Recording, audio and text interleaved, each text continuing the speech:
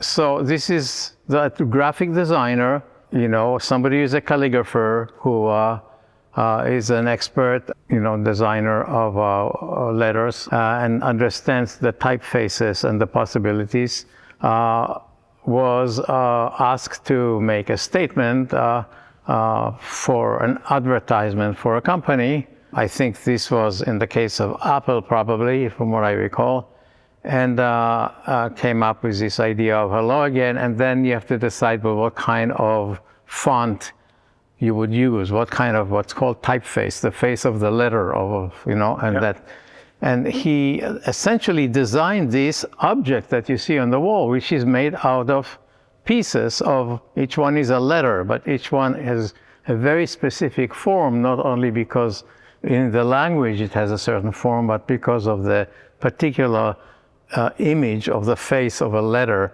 that he selected. And so this is really a found object for me, and I can just choose it out of many other found objects that consist of words and letters. And I can say, well, this is the one that interests me, and then I can decide, well, this is going to be a work. And I, in a sense, then say, okay, I chose this. This is my choice. This is the image it's in. I'm going to put it on a wall exactly the way I found it, and just make it small or big. So in this case, it's very big. Now, this was actually, it's in the collection of the Museum of Modern Art in New York. It's great. It was a commission for the opening of their new wing, the new part of the museum, in 2019. Okay. And it was the first thing you saw when you came to the museum.